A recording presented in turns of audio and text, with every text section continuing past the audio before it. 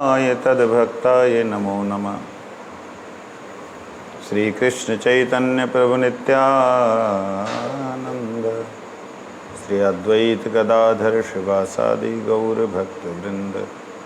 हरे कृष्ण कृष्ण कृष्ण हरे हरे, हरे राम राम राम हरे हरे।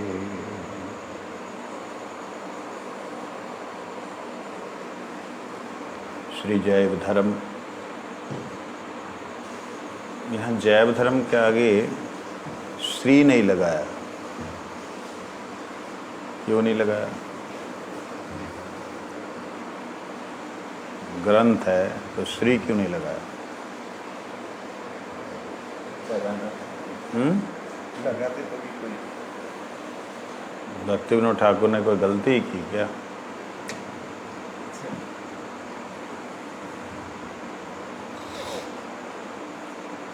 क्योंकि जय धर्म है, जीव का धर्म जो है, जब तक भक्ति से युक्त ना हो तब तक जीव की श्री, जीव का सौंदर्य, जीव का श्री, जीव का सौभाग्य वो उदित नहीं होता। तो ये जीव का धर्म मतलब सभी जीवों का, बद्ध जीव से मुक्त जीव तक जितने भी हैं उन सभी जीवों का ये धर्म है। इसलिए यहाँ श्री जीव नहीं लगाया, श्री जीव का धर्म नहीं लगाया। श्री जीव भी है। श्री जीव कब होता है जीव? जब श्री जी के, श्री राधा जी के अर्थात भक्ति देवी के दासों के दासों के दासों के दासों के साथ जुड़ जाता है, तब वो जीव श्री हो जाता है, भक्ति युक्त हो जाता है, श्री जी से युक्त हो जाता है, श्री जी के नाम से युक्त हो जाता है, तब लग सकता है। ऐसे जीवों को श्री जीव कहते हैं, जो भगवान से, भक्तों से, भक्ति से और भगवान से जुड़े हैं। अन्यथा सब जीव हैं। तो ये जीव का स्वभाव, जीव के धर्म की बात हो गई। इसलिए इस ग्रंथ का नाम श्री जैव धर्म नहीं है। क्वेश्चन आता है, जो जीव का धर्म है वो तो श्री युक्त है, अर्थात जीव का धर्म भगवत भक्ति, भगवत सेवा, वो तो श्री है। तो कहते हैं फिर ऐसे लिखना चाहिए था, जैव श्री धर्म। लेकिन ऐसा नहीं है, क्योंकि जीव बद्ध है, ऐसी स्थिति में पड़ा हुआ है जहाँ उसे अपना धर्म पता ही नहीं है, अपना स्वभाव पता ही नहीं है। तो ये उनके लिए है जिन्हें अपना स्वभाव पता नहीं है। जो भगवत सेवा में हैं उनके लिए ग्रंथ नहीं। जितने शास्त्र हैं, जितने उपनिषदें हैं, जितने ग्रंथ हैं, जितने वेद हैं, वो सब किनके लिए? बद्ध जीवों के लिए, मुक्त जीवों के लिए नहीं है। क्यों? क्योंकि मुक्त जीवों की वाणी है वो। तो इसलिए ये जैव धर्म के आगे श्री नहीं लगाया। नहीं तो नॉर्मली आपने तो कुछ भी देखो, सबके आगे श्री लगता है, सबके आगे। जितने भी भगवान से संबंधित तत्व हैं सबके आगे जी लगाते हैं, श्री लगाते हैं।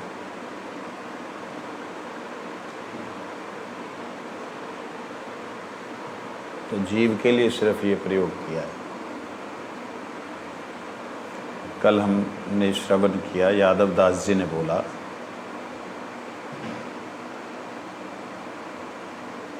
क्या है,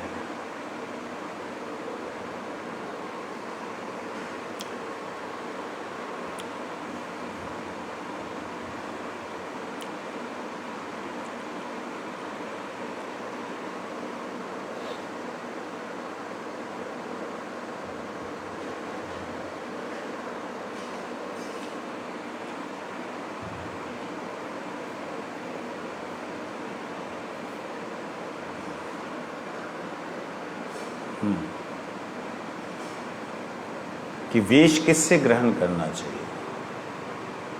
क्या जो संन्यास वेश है वो गृहस्थ से लिया जा सकता है? क्या वानप्रस्थी से लिया जा सकता है? क्या ब्रह्मचारी से लिया जा सकता है? या किस से लिया जा सकता है? यहाँ लिखते हैं, अनंत दास बाबा जी महाराज कहते हैं, गृह त्यागी वैष्णवों से वेशाश्रय ग्रहण करना चाहिए। जो वेश लेते हैं, कई लोगों को ऐसा देखा गया है कि वो सन्यास भी जो है, वानप्रस्थ भी जो है, जिन महापुरुषों ने गृहस्थ में रह के भजन किया है उन्हीं से लेते हैं, और गृहस्थ में ही हैं उन्हीं से लेते हैं। बात समझे? और ऐसे हैं भी कई जिन्होंने गृहस्थ में रहते हुए सन्यास दिए या वेश दिए। बात समझे? तो यहाँ पे कहते हैं, गृहस्थ भक्तों को गृह त्यागी भक्तों के व्यवहार का अनुभव नहीं होता, इसलिए उन्हें किसी को भी गृह त्यागी का वेश नहीं देना चाहिए, क्योंकि ब्रह्मवैवर्त पुराण का कथन है, अपरिष्टयो उपदिष्टम यतः लोकनाशाय तद भवेत्। स्वयं आचरण ना करके धर्मोपदेश करने से वह जगत में उत्पात का कारण होता है। आप गृहस्थ में हैं तो आप ब्रह्मचर्य का उपदेश दे सकते हैं, क्योंकि ब्रह्मचर्य अवस्था से आप निकल के गए। परंतु गृहस्थ में होकर के आप वानप्रस्थ का उपदेश भी नहीं दे सकते, और वानप्रस्थ के विषय में आप संन्यास भी नहीं दे सकते, विशेष करके वेश नहीं दे सकते। चर्चा तो कर ही सकते हैं, संन्यास की भी चर्चा कर सकते हैं, वानप्रस्थ की भी चर्चा कर सकते हैं। चर्चा करना अलग है, लेकिन उपदेश और वेश ये देना गलत है। लेकिन आज के जीवन में प्रैक्टिकल नहीं, ऐसा नहीं लिखा। आज के जीवन में ब्रह्मचार्य तो उन्होंने पालन किया ही नहीं और सीधा डायरेक्ट गृहस्थ में चले गए। ब्रह्मचर्य तो सभी पालन करते हैं, किसी हद तक, कहीं उम्र तक करते ही, जितनी भी उम्र तक करते हैं पालन तो करते ही। बच्चा जन्म होते ही शादी कर चला जाता है। ब्रह्मचर्य मतलब अपने आप की ऊर्जा का संरक्षण करना, ये ब्रह्मचारी है। और ब्रह्मचर्य का जो वास्तव अर्थ है वो है ब्रह्म आचरण। भगवान, परमात्मा और ब्रह्म, इन तीनों तत्वों के बीच में से किसी एक तत्व के प्रति ज्ञान लेना, अनुशीलन करना, अनुसार चलना, ये है ब्रह्मचर्य। फिर आगे क्वेश्चन करते हैं, प्रश्न पूछते हैं यादव दास जी, वेश या वेशाश्रय प्रदान करने के समय गुरुदेव को किन किन विषयों का विचार करना चाहिए? वेश या वेशाश्रय प्रदान, वेश अथवा वेशाश्रय प्रदान करने के समय गुरुदेव को किन किन, वेशाश्रय प्रदान क्या होता है? वेश तो समझ आ गया, वेशाश्रय प्रदान क्या हुआ? जैसे हम लोग संन्यास लेना चाहते हैं तो उसका आश्रय, संन्यास का आश्रय है रक्तवर्ण, मतलब ये कषाय वस्त्र, जो ये रंग के वस्त्र जो हैं, ये है संन्यास का आश्रय। संन्यास नहीं है लेकिन उसका आश्रय लिया, अर्थात लाल कपड़े गुरुजी ने दिए, वो मिल गए। ये वेश आश्रय है, संन्यास वेश का आश्रय। जैसे किसी ने बाबा जी वेश लेना है तो उससे पहले उसको लाल, पीला, हरा, काला, जितने रंग हैं उन सबको छोड़ करके सफ़ेद वस्त्र ही धारण करने चाहिए। और यहाँ तक हो कि जब मोटे मोटे पहाड़ वाले वस्त्र ना पहने, बॉर्डर वाले, मोटे मोटे बॉर्डर होते हैं। तो ये है बाबा जी वेश, वाइट ड्रेस के अंदर संन्यास वेश लेने वालों के लिए वेश आश्रय। वेश ग्रहण से पहले वेश को आश्रय करना, वेश के अनुसार चलना। अनंत दास बाबा जी महाराज ने जवाब दिया, सर्वप्रथम गुरुदेव यह विचार करेंगे कि जिस व्यक्ति को वो वेश देने जा रहे हैं वो उपयुक्त पात्र है या नहीं, वो उपयुक्त है या नहीं। कई बार ऐसे देखा जाता है कि गुरुदेव किसी के कहने से, उनके गुरु भाइयों के कहने से अपने शिष्यों को वेश प्रदान कर देते हैं। क्या बोला? गुरु जी किसी के अपने गुरु भाई हैं उनके कहने पे किसी व्यक्ति ने ब्रह्मचारी या वानप्रस्थी को वेश प्रदान कर देते हैं। उस समय गुरुदेव इस बात को कहते हैं, आपकी जिम्मेवारी है, देख लीजिएगा। हाँ, आप चिंतन मानेंगे, आप दे दीजिए। इस प्रकार से मैंने कई बार देखा गुरु जी को। जैसे हरिनाम भी होना होता था तो हरिनाम के लिए गुरुदेव के जो गुरु भाई हैं, जो प्रचारक हैं एक एक शहर के, तो गुरु जी उनसे जो हरिनाम लेने आता था कैंडिडेट, उससे पूछते थे आप किसके द्वारा आए, कौन लेके आया? महाराज जी मैं फलाने प्रभु जी को जानता हूँ। अच्छा, वो आए हैं? हाँ जी आए हैं, उनको बुलाओ। फिर उनको बुलाते थे, ये आप इनको जानते हैं? हाँ जी महाराज जानते। ये हरिनाम लेना चाहते हैं, आप क्या बोलते हैं? हाँ महाराज जी दे सकते हैं, अभी चाय नहीं छोड़ी इसने। ओ, चाय नहीं छोड़ा है वो तो छोड़ना पड़ेगा। महाराज जी चाय छोड़ने से ना हमारे सिर में चक्कर आ जाते हैं, पंजाबी लोग। गुरु जी कहते हैं चक्कर आ जाता तो क्या है, हमारा गुरु जी तो आदेश दिया नहीं, चाय परमिशन नहीं दिया चाय का, तो उनको तो छोड़ना होगा। इस प्रकार से गुरु जी बोल देते थे।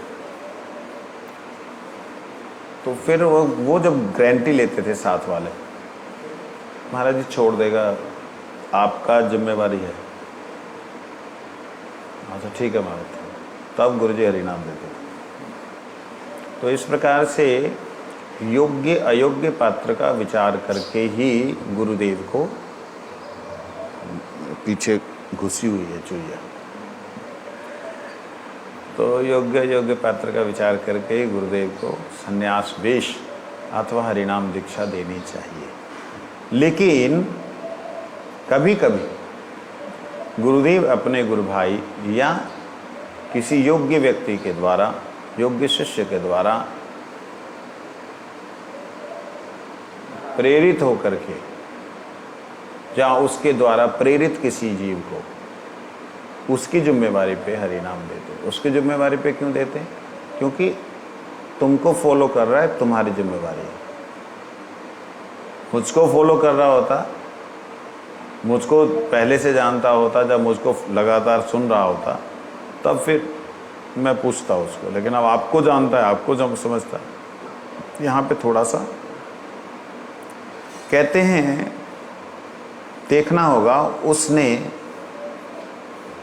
गृहस्थ भक्त होकर कृष्ण भक्ति के बल से शम दम आदि ब्रह्म स्वभाव प्राप्त किया या नहीं?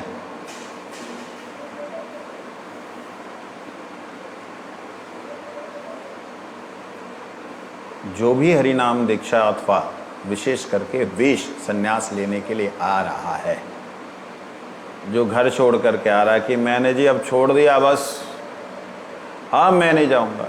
कलकत्ता में एक आया, गुरुजी के, परम गुरुजी के टाइम की बात है, बस मैं छोड़ दिया, आ गया। शायद हमारे गुरुजी के समय की बात है, जब नया नया गुरुजी ने हरिनाम देना शुरू किया, आ गया। गुरु कहते तुम तो शादी किया, तुम्हारा बच्चा लोग, पत्नी लोग आकर के, तुम महाराज मर जाऊंगा, अब नहीं मैं जाऊंगा, मेरा तो प्राण यही निकलेगा आपके चरणों में।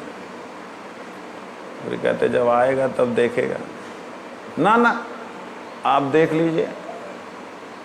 वो लोग आए, उन्होंने बोला भी नहीं चलने के लिए। और आए, आकर के खाली उनके आंखों में आंसू देखे और ये गुरुजी के पास जाके बोले, महाराज जी मैं थोड़ा होके आता हूँ। क्या हुआ?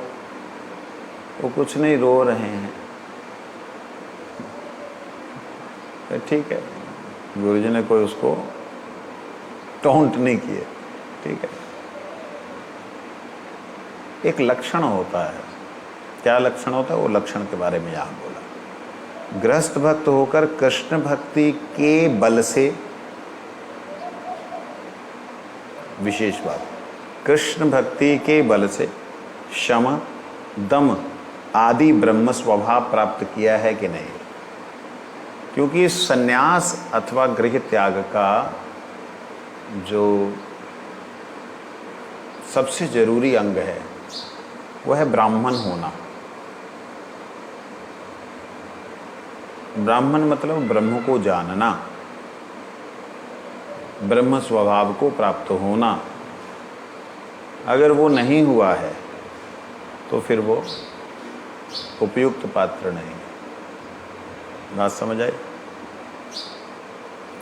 किसके बल से? कृष्ण भक्ति के बल से। उसने अपने गृहस्थ आश्रम में रहते हुए किस प्रकार से लोगों से व्यवहार किया, उसके पत्नी, उसके बच्चे उससे परेशान हो गए, जहाँ ये परेशान हो गया, या उन सब से निर्मोह के साथ में व्यवहार करते हुए अपने आप को उनसे अलग किया। संग में रहते हुए भी संग नहीं किया। अगर ऐसी स्थिति है तब वह ब्रह्म स्वभाव को प्राप्त हो गया। शम और दम, शमन करना और दमन करना। बाह्य इंद्रियानि संयम्य, बाहर इंद्रियों को संयम करना और भीतर की इंद्रियों को दमन करना। स्वभाव, रूप रस गंध शब्द स्पर्श के प्रति हमारा आकर्षण है, उसको अंदर से रोकना और बाहर इंद्रियों को संयम करना। ये शम दम स्वभाव को ग्रहण करना। गुरुजी अक्सर गृहस्थ शब्द का अर्थ करते हुए ये जरूर कहते थे, ये घर, ये ग्रह में जो आसक्त है वो गृहस्थ है। ये जरूर बोलते थे। गृहिणीम गृहम उच्यते, स्त्री के साथ रहने को गृहस्थ तो कहते ही हैं, परंतु इसे भी घर कहते हैं। ये बात समझने वाली है। इसका मतलब कि अगर इसके प्रति भी सुख की इच्छा है, भक्ति साधन के बल पर इसको शमन दमन नहीं किया तो ब्रह्म स्वभाव प्राप्त नहीं होगा। कई बार जीव जो है अपनी आत्म परीक्षा करता है, मेरा सब ठीक चल रहा है कि नहीं चल रहा है, आत्म परीक्षा कर, उसमें कई बार थप्पड़ खा जाता है। इसलिए आत्म परीक्षा ज़्यादा नहीं करनी चाहिए। परीक्षा करनी चाहिए, साधन कर रहा हूँ या नहीं कर रहा हूँ। जिस तरीके से गुरुजी ने बोला, वैष्णव ने किया, वैसा कर रहा हूँ कि नहीं कर रहा हूँ, यही होनी चाहिए आत्म परीक्षा। अर्थ पिपासा और जिह्वा लालसा निर्मूल हुई या नहीं। रुपयों के प्रति अर्थ पिपासा, रुपयों के प्रति, पैसों के प्रति ऐसा भाव खत्म हुआ या नहीं हुआ। जिह्वा की लालसा, कोई आया भक्त, उससे दोस्ती की, वो पूछता है कि यहाँ पे कहाँ बढ़िया चीज़ मिलती है, यहाँ पे ना वो मिष्ठान जो है उसका बहुत बढ़िया है, चलो प्रभु जी दिखा दो। चलो जी, चले गए वहाँ पे चटर मटर जिह्वा के लिए खाने लग गए। कहते ये दो चीज़ें, अर्थ पिपासा और जिह्वा लालसा,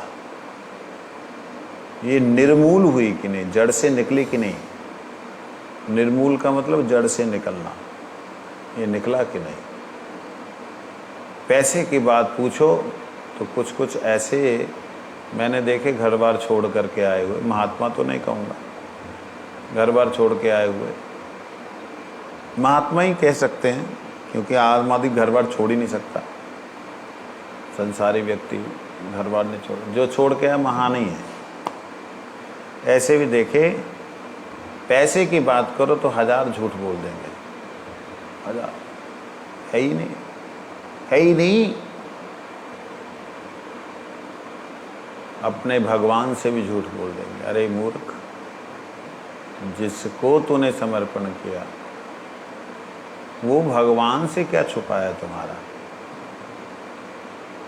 उसको झूठ बोल दो। ऐसे हैं लोग। कहते वे हुआ या नहीं, वे कुछ दिन तक शिष्य को अपने निकट रख के उसकी अच्छी तरह से परीक्षा करे। जब उसे उपयुक्त पात्र समझे तभी भिक्षा आश्रम का वेश प्रदान करें। उस दिन पास में रखें, बाद में भिक्षा आश्रम वेश प्रदान। भिक्षा आश्रम वेश का मतलब लाल कपड़े, समझ लगी? बाद में प्रदान करें। इससे पहले किसी तरह वेश देना उचित नहीं है।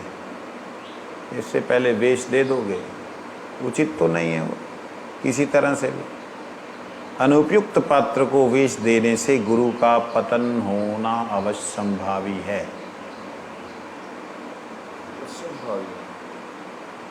शब्द ऐसा है, अनुपयुक्त पात्र को वेश देने से गुरु का पतन होना अवश्य संभावी है।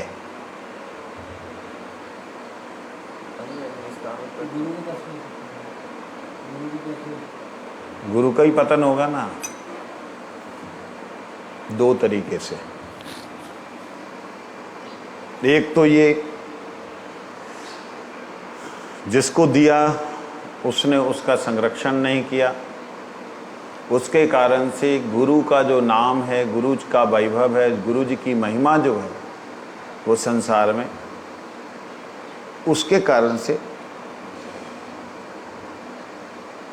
क्या हो गई, नष्ट हो गई। तो गुरु का पतन एक ये हो गया। ये एक गुरु का पतन है कि उसकी महिमा, उसका नाम जो भगवान के भक्तों में गिना जाता था, उनमें क्वेश्चन मार्क लग गया। क्या गुरुजी को नहीं पता था? क्या गुरुजी नहीं जानते थे? गुरुजी ने जानबूझ के क्यों दिया ऐसे पतित को, ऐसे अपराधी को, ऐसे इस तरीके से? गुरु का पतन का मतलब ये नहीं कि गुरु भी जो है उसी नरक में जाएगा जहाँ वो गया है, जो जा रहा है। अजितेंद्रिय व्यक्ति जिस नरक में जा रहा है, गुरु उस नरक में नहीं जाएगा, परंतु उसका उनका पतन होना अवश्य संभावी का मतलब कि वह निश्चित रूप से जिस अवस्था में हैं या थे, जहाँ लोगों को दिखाई दे रहे हैं, उस अवस्था से उनको नीचे उतरना ही पड़ेगा। अगर सिद्ध गुरु हैं तो, अंडरलाइन, ये शब्द को बिल्कुल मोटे अक्षरों में लिख लेना चाहिए।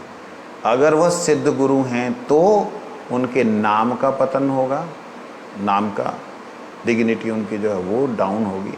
क्या कमाल है, गुरुजी ने देखा नहीं, गुरुजी ने समझा नहीं। और अगर सिद्ध गुरु नहीं है तो ऐसा अपराधी व्यक्ति जो कि दुराचारी हो, उसको संन्यास देने से संन्यास धर्म के प्रति अपराध होता है उनका। संन्यास धर्म है एक, जो नर नारायण भगवान का है, उस धर्म के प्रति अनादर होने के कारण उनका भी पतन होता है, और वो शारीरिक रूप से भी होता है। बात समझ आई? मानसिक रूप से, शारीरिक रूप से भी उनका पतन होता है। अवश्य संभावी शब्द लिख दिया। लेकिन कोई गुरु अगर नित्य पार्षद हो भगवान के, वो तो बता ही दिया मैंने, अभी तो बोला। जो सिद्ध महापुरुष हैं उनकी बात अलग है, उनका सिर्फ नाम के ऊपर धब्बा लग जाता कि बता ये उनका शिष्य है, कैसा नालायक निकला, इसको सन्यासी क्यों दिया। ये जो सन्यासी क्यों दिया, ये अपने आप याद रखो एक चीज़ को, जो सम्मानित व्यक्ति होता है ना, उसका अपमान ही उसकी मृत्यु है। जो विद्वान व्यक्ति है ना, मतलब मूर्धन्य है, विद्वान है, उसको अगर मूर्ख शब्द किसी ने बोल दिया, उससे उसकी मृत्यु हो गई, वो अंदर से टूट गया, मर गया। ये बात है। इस दृष्टि से वह अपने हृदय में दुख मानेगा तो उसका अपनी स्थिति से, जो ब्रह्म स्थिति है गुरु की, उस स्थिति से दुख तो मानेगा कि हाय हाय मैंने क्या किया, ये किसको दे दिया। दुख मानने से मतलब अपनी उस ब्रह्म स्थिति से नीचे उतरा, दुख और सुख वाली स्थिति में। इस दृष्टि से सिद्ध महापुरुष उनके अगर यहाँ अवश्य संभावी लिखा है तो इस दृष्टि से वो अपने उस महाभाव स्थिति से एक मध्यम स्थिति में आकर के सोचते हैं कि हाय मैंने ये क्या किया। और एक साधारण, ठीक है, सिद्ध महापुरुष नहीं हुआ, गुरु के आदेश का पालन करते हुए समाज में प्रचार कर रहा है, कहते उसका घृणा अवश्य संभावी है अगर उसने इस संन्यास रूपी चतुर्थ आश्रम का अपमान किया। तो कैसे अपमान किया? अयोग्य व्यक्ति को दीक्षा देकर के। ये बात बड़ा मुश्किल है। यादव दास जी कहते हो अब मैं देख रहा हूं कि वेशाश्रय ग्रहण करना कोई हंसी खेल की बात नहीं है। हाँ, अब समझ आया कि वेश धारण करना कोई हंसी खेल की बात नहीं, जैसे तुम लोग सोचते हो लाल कपड़े मिल जाए बस फिर तो मैं सब कुछ छोड़ दूंगा, लाल कपड़े मिल जाए। अरे हंसी खेल की बात नहीं। कहते इस प्रथा को अयोग्य गुरुओं ने, ध्यान देना, इस प्रथा को अयोग्य गुरुओं ने अब व्यवहारिक करना आरंभ कर दिया है।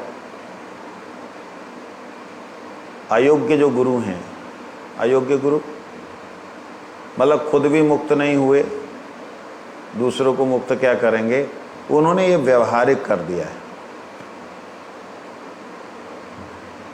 यादव दास जी चिंता करते हैं कहा नहीं जा सकता अंत तक कैसी अवस्था होगी। अभी कलयुग की शुरुआत में ये है कि वेश लेकर के ना जाने क्या क्या कुकर्म कर रहे हैं लोग, बाद में क्या होगा भगवान जाने। क्योंकि ये जिस समय लिखा जा रहा है ग्रंथ भक्ति विनोद ठाकुर जी के द्वारा, उस समय वेश का बहुत भयंकर अनादर हो रहा था, बहुत गंदा अनादर हो रहा था। पढ़े लिखे लोग, सभ्य समाज के लोग, वो लोग महाप्रभु जी की परंपरा को सुन करके या और संन्यास परंपराओं को सुन करके वो है बेकार, इससे बढ़िया तो घर में रहें, इतना तक घृणा लोग करने लग गए थे। आज अनंत यादव दास बाबा जी महाराज, यादव दास जी जो हैं, अनंत दास बाबा जी महाराज से सुन करके उनकी बुद्धि एकदम स्पष्ट हो गई कि ये विधि थी, ये सिस्टम था, इसको अयोग्य गुरुओं ने व्यवहारिक बना दिया। जाओ चला हो गया, जाओ मांग कर लाओ, धंधा बना दिया। आनंद दास बाबा जी महाराज कहते हैं श्री चैतन्य महाप्रभु ने इस पद्धति को पवित्र रखने के लिए नितांत शुद्र दोष करने पर भी छोटे हरिदास को कठोर दंड दिया था। नितांत शुद्र उसने गलती की थी। क्या नितांत शुद्र गलती की थी? वो अच्छे राइस लेने के लिए माता जी के पास चला गया। जिसके पास गया ना, वो 80 साल की बुढ़ी कह रहे हैं 80 साल, ऐसा कुछ नहीं है। सब माताओं से तो भिक्षा मांग मांग के आती थी, वो जवान थी। हमारे गौड़ीय वैष्णवों ने इस बात को छुपाया, क्योंकि जो शिखी महायती थे उनकी उम्र इतनी नहीं थी कि उनकी बहन जो वृद्धा हो। बहन घर में रहती थी, शादी नहीं हुई थी। तो परंतु ये गया और जा कर के भिक्षा मांग के आया, परंतु इसकी दृष्टि सही नहीं हुई, कुछ गड़बड़ी हुई दृष्टि में, दृष्टि गलत जगह पड़ी। माधवी ने जो है वो शिखी मायती से बोला और शिखी मायती ने जो है महाप्रभु से कहा। महाप्रभु ने कहा अच्छा मतलब भगवान के पास रह करके भी जीव जो है दोष दर्शन कर सकता है, कुदर्शन कर सकता है, तो इसका अधिकार नहीं। ये बात ऐसी थी, उसको घुमा करके लोगों को थोड़ा सा स्पष्ट करने के लिए कि भाई ऐसे तो मातृ, अगर ऐसा होता तो चैतन्य मठों की, गौड़ीय मठों की स्थापना ही ना हुई होती।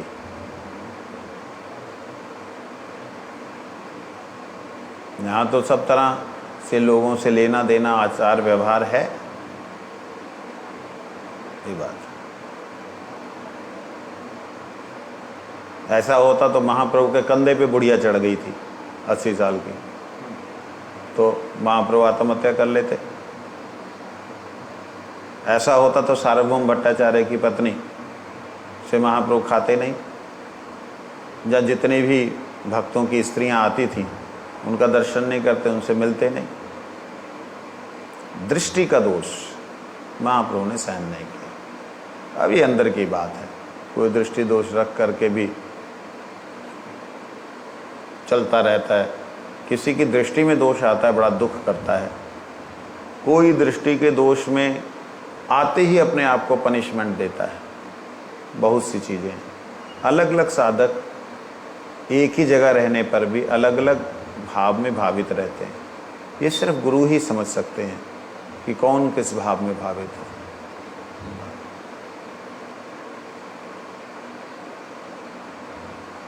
हमारे प्रभु के अनुगत भक्तों को महाप्रभु द्वारा छोटे हरिदास को दंड देने की बात सर्वदा स्मरण रखनी चाहिए।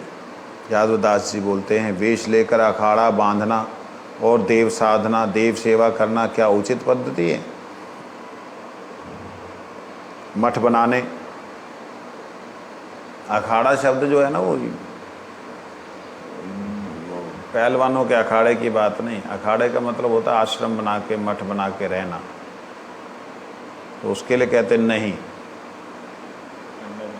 सीधा ही ये इसी को बोलते हैं शास्त्र, जो शासन करके त्राण करें, शास्त्र। इसमें किसी का वो नहीं रखा, जो राइटिंग करने वाले ने भी नहीं रखा, लिखने वाले भी नहीं रखा, और जो उनको प्रकाशन कर रहे हैं उन्होंने भी नहीं रखा। कहते नहीं, उपयुक्त पात्र को भिक्षा आश्रम में प्रवेश कर प्रतिदिन भिक्षा द्वारा जीवन निर्वाह करना चाहिए। ऐसा नहीं कि बांध लिया, हाँ भाई तेरे यहाँ से शनिवार को आएगा, बच्चों के 12 भेज दिया कर, तेरा रविवार को तेरा आएगा, महीने के आखिरी दिन तेरा, महीने के पहले दिन, महीने के, ये बांध दिया अखाड़ों की तरह, मठों की तरह, और सब लोगों के यहाँ से लोग आ रहे हैं, दे के जा रहे हैं। ऐसा कहते नहीं करना। कहते नित्य प्रतिदिन भिक्षा द्वारा जीवन निर्वाह करना चाहिए। अखाड़े आदि का आडंबर नहीं करना चाहिए। आडंबर का मतलब दिखावा। हाँ, दिखावा मतलब, आडंबर का मतलब होता है जरूरत नहीं है, जो तत्व है उसको बताने से हो जाएगा, लेकिन उस तत्व को बताने से पहले सजाना गुजाना, बड़ा दिखाना, गजब करना वो चाहिए। जैसे मेरे को कई लोगों ने बोल दिया कि महाराज जी, हम देखते हैं छोटे छोटे लोग जो हैं ना, वो भी बड़े बड़े सिंहासन बना के बैठते हैं, आप क्यों नहीं सिंहासन बनाते? आप भी सिंहासन बनाओ। ओ, मैंने कहा ठीक है, जो बात समझने समझाने वाली है वो यथोचित जितना होना चाहिए, जैसे होना चाहिए, वो होने से हो जाएगा। लेकिन नहीं, लोगों को देखने का जो तरीका है वो बदल चुका है।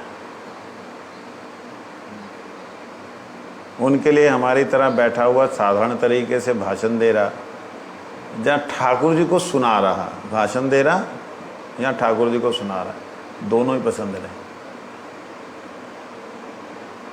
समझे नहीं? जो बढ़िया से सिंहासन पे बैठे होंगे, हाँ यार इनका प्रवचन सुनते ये क्या बोल रहे हैं, ये लोगों की दृष्टि ऐसी गंदी हो गई, उनको सही रास्ते नहीं मिलते। ऐसा कुछ नहीं, क्योंकि सिंहासनों पे भी महापुरुष लोग, अच्छे उच्च कोटि के संत लोग बैठ के हरि कथा करते हैं। ऐसा कुछ नहीं कि सिंहासनों पे बैठने वाले वो वक्ता नहीं है, ये बात नहीं, समझे नहीं। आचरणशील, आचरण परायण, ब्रह्म ज्ञानी महात्मा लोग, भगवान निष्ठ महात्मा लोग भी सिंहासनों के ऊपर राजे महाराजाओं की तरह बैठ के हरि कथा करते हैं, ऐसा वो नहीं है। लेकिन एक बात बोल रहा हूँ, लोगों की दृष्टि ऐसी हो गई, बढ़िया सिंहासन है, गजब है, तो वो थोड़ा सा ऐसे भी करेंगे, हाँ गुरु जी गुरु जी गुरु जी, समझे नहीं बात को। तो महापुरुषों ने भी सिंहासनों पे बैठ के, धरती पे बैठ के, धूली में लोटपोट होकर के हरि कथा बोली है?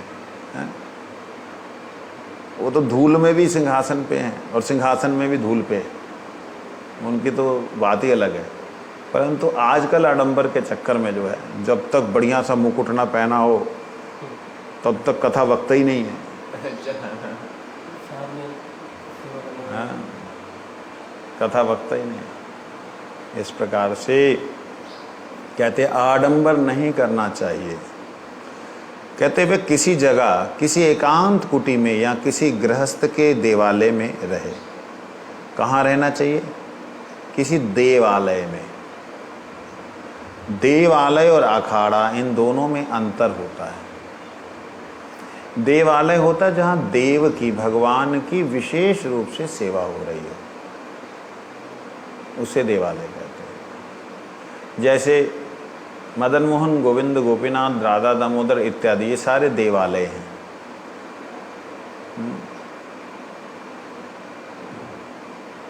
जिन अनुष्ठानों में धन की आवश्यकता होती है, उन अनुष्ठानों से उन्हें दूर रहना चाहिए। जिसने गृहस्थ से वानप्रस्थ लेकर के यहाँ संन्यास लिया है, वानप्रस्थ संन्यास कहते हैं, जिन, ये बात मेरे को भी बोली थी परम पूज्य श्रील भारती गोस्वामी महाराज ने, जिन अनुष्ठानों में धन की आवश्यकता होती है उन अनुष्ठानों से दूर रहना चाहिए। अनुष्ठान का मतलब, जैसे अनुष्ठान बाहर का मतलब ये कोई बड़ा प्रोग्राम करना, ये सब ये तो है ही है। इसके अलावा अनुष्ठान यहाँ पे जो बोला जा रहा है वो अनुष्ठान है जैसे पुरुष चरण। इसमें डेली का आपको भोजन कराना पड़ेगा, डेली यज्ञ करना पड़ेगा, डेली ब्राह्मण सेवा करनी पड़ेगी, डेली पूजन करना पड़ेगा, डेली जप करना पड़ेगा। पंच जो हैं इसमें क्रियाएं करनी होती हैं पुरुष चरण में। तो वो बिना किए आपकी मंत्र सिद्धि नहीं होती।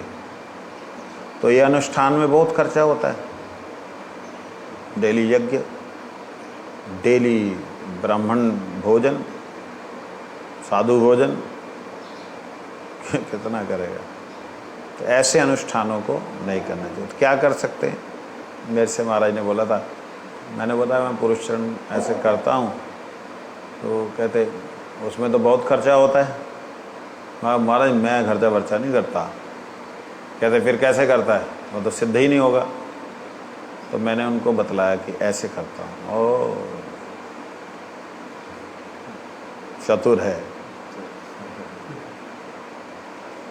तो वो सिस्टम होता है कि दशांश जो है देवी देवताओं को उसका जप का भाग दे देने से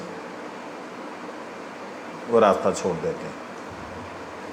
कहते इस प्रकार जीवन यापन करते हुए निरपराध होकर निरंतर कृष्ण नाम करना चाहिए। यादव दास, जो लोग अखाड़े जमाकर गृहस्थी की तरह रहते हैं उन्हें क्या कहा जाए?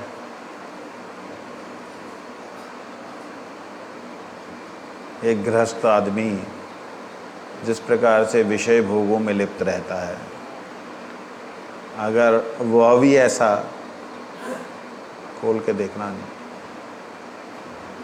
रह रहा है तो उसका क्या बोला जाएगा? मोटर बंद करो। उसका क्या कहा जाएगा?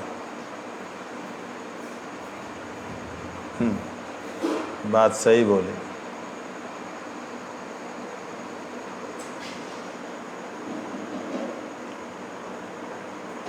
क्या पूछा? अगर कोई व्रत त्यागी है और वो भी ग्रस्त के जैसे अखाड़े और घर बना के रहता है, अखाड़े बना के रहता है, तो उनके बारे में क्या किया जाए या क्या कहा जाए, क्या समझना चाहिए? जैसे एक व्यक्ति ने संन्यास ले लिया या वानप्रस्थ ले लिया, गृहस्थ आश्रम से निकल के वानप्रस्थ होता है, गृहस्थ आश्रम से निकल करके संन्यास अथवा ब्रह्मचर्य से डायरेक्ट संन्यास होता है। ले लिया, लेकिन गृहस्थी की तरह वह आश्रम बना करके रह रहा है। मतलब गृहस्थी यहाँ पे क्या अर्थ होगा, वह वहाँ पर भी स्त्री और चेले चमुंडों के बीच में रह रहा है। उसका क्या कहा जाए, उसके लिए क्या बोला जाए? तो यहाँ बोलते हैं ऐसे लोगों को बंतासी कहते हैं। ऐसे लोगों को क्या कहते हैं? बंतासी। जो आश्रम में स्त्रियों के द्वारा सन्यासी होकर, जहाँ बाबा जी वेश लेकर स्त्रियों के द्वारा अपनी सेवा कराते हैं, अपनी पर्सनल सेवा कराते हैं, जहाँ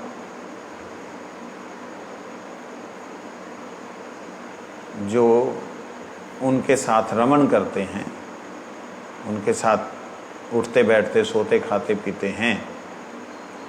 आश्रम तो संन्यास आश्रम है, ब्रह्मचर्य आश्रम है, लेकिन ऐसे मैंने कई आश्रम देखे हैं कि जहाँ पर स्त्रियों का बहुत ज़्यादा महत्व है।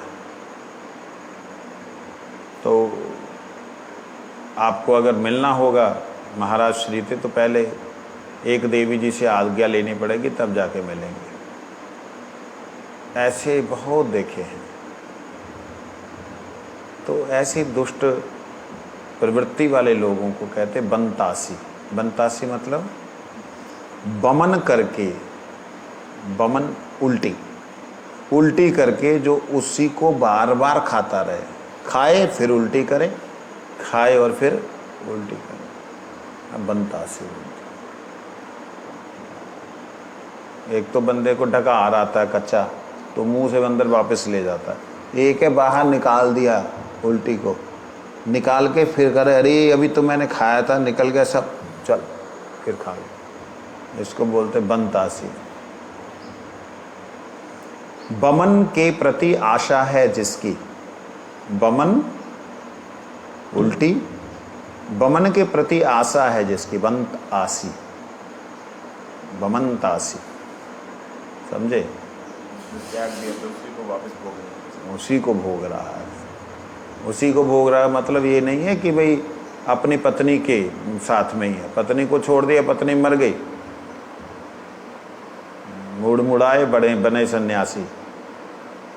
तो ऐसे लोग जो हैं, जो आश्रमों में गृहस्थों की तरह रहते हैं, और तो और गृहस्थ छोड़िए, भयंकर गृहस्थों से भी ज़्यादा, गृहस्थ तो चलो एक अपने पत्नी व्रत हैं, लेकिन उनसे भी ज़्यादा भयंकर गंदे चरित्र वाले लोग, कहते उनका संग तो कभी भी नहीं करना चाहिए।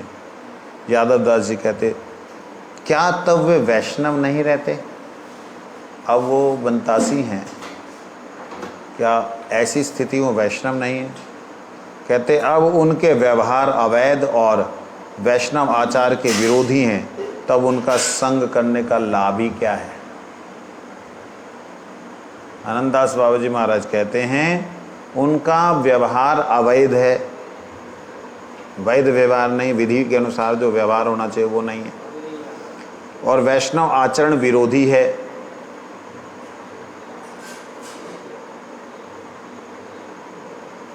वैष्णव आचरण विरोधी है, तब उनके संग का क्या लाभ है? अब तो उन्होंने शुद्ध भक्ति का परित्याग करके दुराचार आरंभ कर दिया है।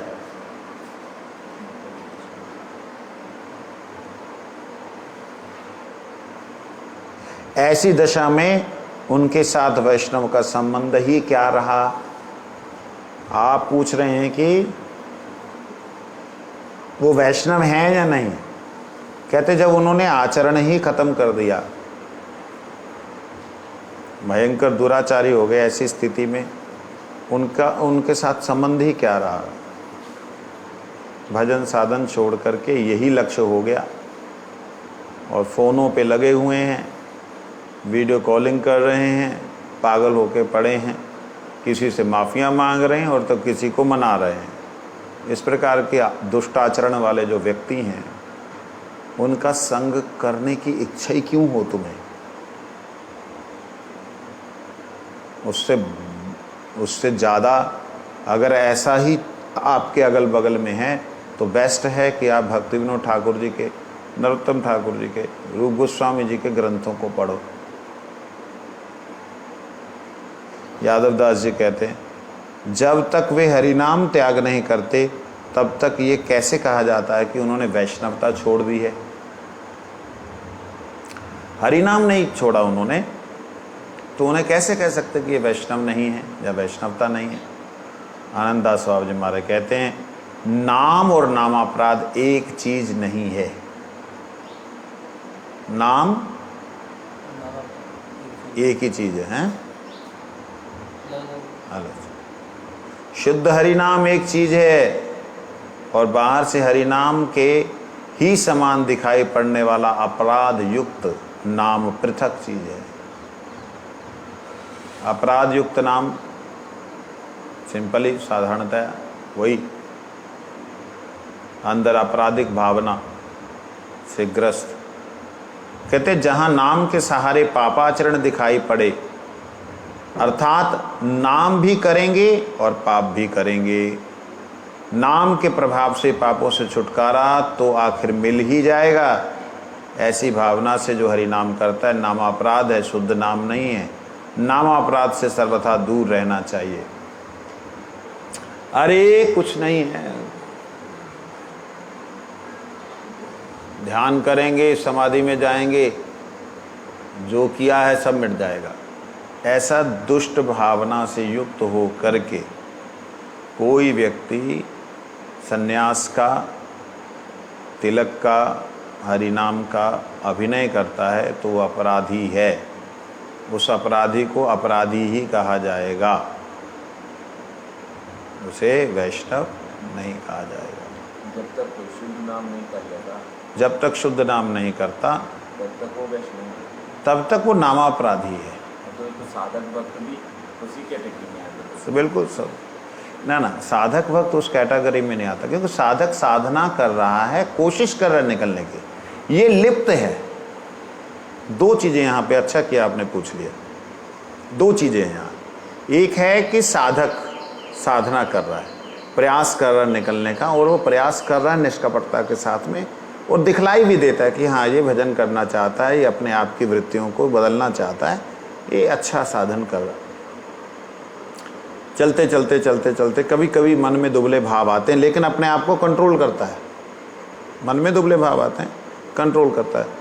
मन में दुबले भाव आते हैं, आचरण में बड़ी मुश्किल होती है, परंतु फिर भी वह अपने मार्ग को छोड़ करके इस प्रकार से दुराचार नहीं करता। समझे नहीं? तो वह व्यक्ति साधक है।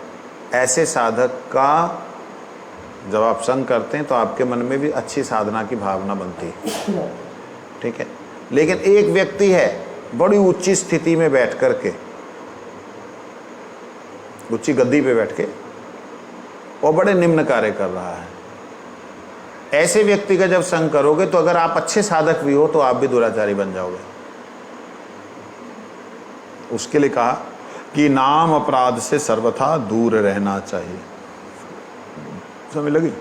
नाम भले पाप बुद्धि वाला व्यक्ति, उससे दूर रहे। वंशा कल्पतरुश्च कृपा सिंधु पतिता नाम पावनेभ्यो वैष्णवभ्यो नमो।